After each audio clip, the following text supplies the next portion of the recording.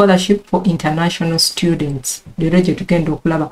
Watch this video until the end. Ogyetegereze kubanga otagyetegereza togenda kumanya biki ebigirimu.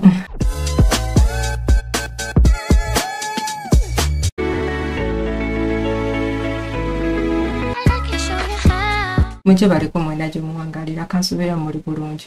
Olunaku lwaleero mbaleetedde scholarship. Omanyi intakes za August za September. So njagala mu applying as quick as possible kubanga zino gundi zito favoringa fabana Uganda ate era nga wetu omwana wa apply ka wabali eligible. Trust me, this person will be given a gundi scholarship.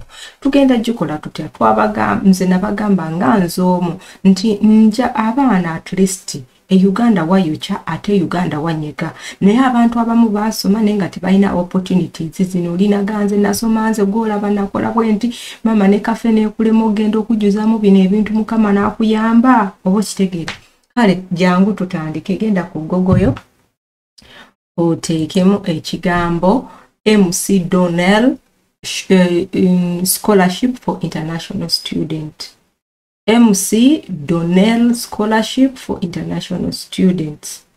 Link eri bwetu naye era ne woba nga tofunye link gwe wandike ekyo ekigambo kye ngambye ku gogoyo ogenda kujjawo ku page esooka. Wojja wano ku page esooka wokwatawo obugambo butono kambugeze ngugeze. Okay, so wano nga bakugamba waneeno the McDonnell Academy is no longer accepting applications for the 2024 to 2025 academic year. Ne bakugamba the application for 2025 to 2026 academic year will open in September 2024. So ne bakugamba wano, which means tulimu August 24 the global birthday yanga 25. So zinena kwendala ezisigaddeyo njagala wetekeke such that September watuuka bwe papa munaku nga 5 kintu okwokuba mutaku 5 banya kisinzira bolabide video eno. So tugenda kikola tutya gundi njagala kulagako ku eligibility eno. Lwaki mbawadde bino ebintu nti njagala wetegeke nti ogambe kino kirina kiri si kirina wotandika ku applying immediately otandikirewo bananga boluganda. Kati jangu waneeno bakugamba gundi gundi comes from variety degree programs and different countries in order to maximize the bichi byona byesomere mindset bichi about kati go yagala okumanya ko no program ojano gikwata ko boti no gisoma ko banange weyigiriza okwesomera nino obuzibu bwensanze mu bana Uganda nti ndabika this opportunity I'm giving it to wrong people cause wobanga wasoma there are certain questions you are not going to ask me for God's sake. There are certain things byotagenda kumbuza ate mashalo nkola antya CV nga wasoma nga dala wasoma nga wasoma no yitebigezo. It is going to be difficult gwenga wasoma no commenting such kind of thing. So go wene yasoma we somere nze sigenda kukolera bintu bingi because I'm doing it voluntarily, but read. When you read, you are going to get to know more things than me. Watch take the one answer nkoko just headlights. So, ogenda kuja wano ne bakugamba fellowship benefits. Wano fellowship benefits bichi byogenda ofuna mu scholarship when bakugamba mbu eno gundi receive both financial and programmatic support including full tuition and monthly living gundi ebyo allowance over stipend, a relocation expense allowance and travel allowance. Situbira gundi kyogenda kufuna nga bagenda kuwa transport allowance nechi ne relocation allowance. It is actually difficult. Nebanga bakuwa ebikutambuza kiki kyoba weetaaga. Opportunity to reside in private modern because of it housing within walking distance to campus. Banange, this is the best opportunity jena gamba abantu nti applying eko abantu abasinga oyinza okuba tewasoma nga tosobola naye at least gisindikire omuntu abantu abasinga ba doctors ba lawyers bali Uganda abana abasoma bali mu koza toyi but it's because tubasindikira zino video because these videos are good abana abasoma je bali ngate bali bagezi nga basobola okutula ano ne basoma ebintu bino ne babe applyingako ne babawa naye gojiraba ogikukulidde you don't share it with someone popo kitegera ng'owulira oyagala goja applying ate nga tosobola kati wano beetaaga kibakugambe waneeno ku gundi bagambe bakugambye eno graduate fellowship is open to prospective graduate and professional degree student who plan to attend Washington University in St. Lawrence and enroll in a select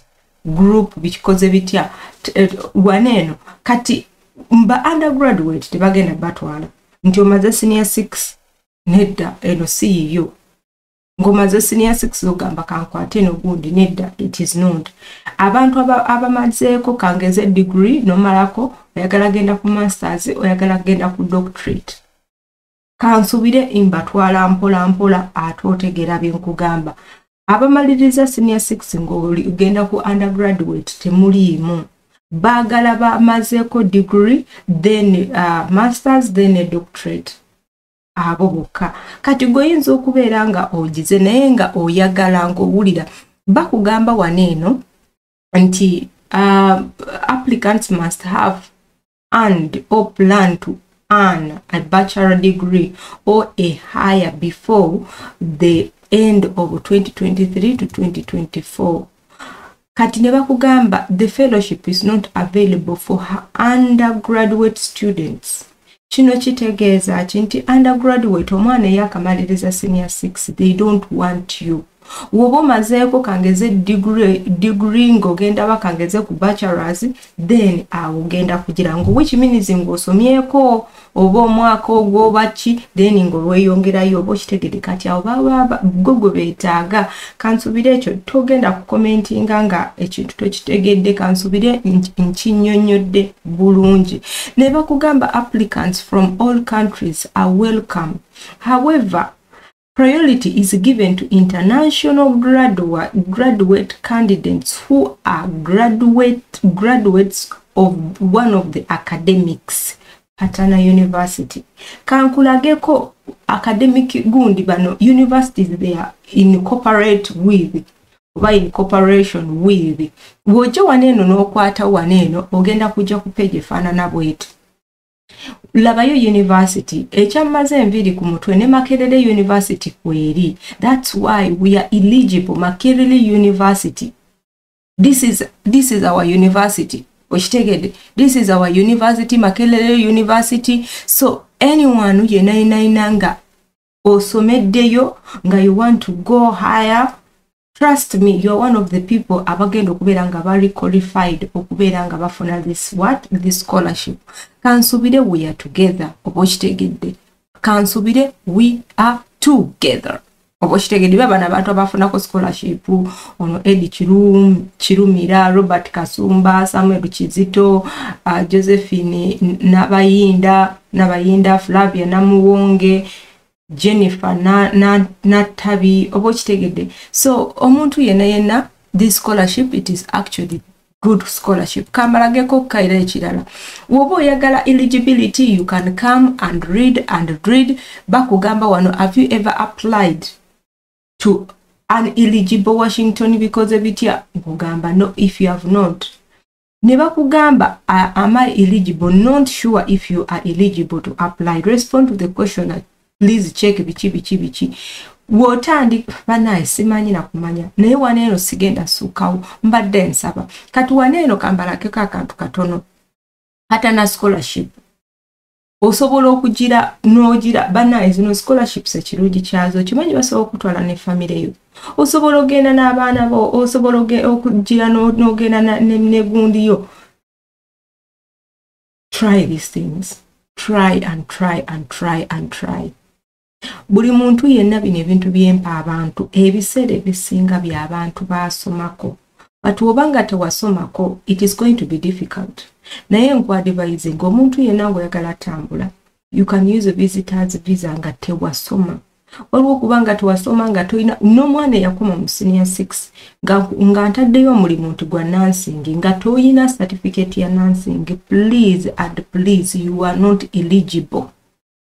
Oba ntegeerekese bwenga bw'oyinza okumala senior 6 n'olowooza nti wasoma oba toyina kintu kyowakugukamu nti nakugukamu kino okitegeera, so tosobola kukikuba. Naye bw'obeera nga wasoma n'omalako n'ogamba kati nkoze nina bachelor in business administration, I can get a job and I apply on it. Naye bw'obaako mu senior 6 nga toyina certificate n'emu, please saga kumalamu maanyi, naye ekintu kye wandifokasinze ku bintu bibiri.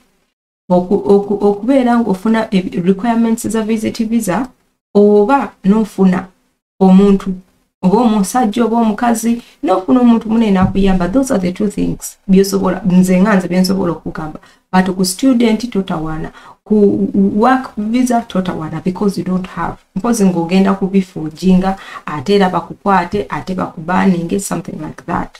Kitegeera. So bw'oba ng'oyagala requirements za visitors visa, okutegeera requirements kibi by'onsobola okubeera nabyo, osobola commentinga onogamba Shal badde nsaba ku requirements for our visitors visa, requirements oba gundi paperwork.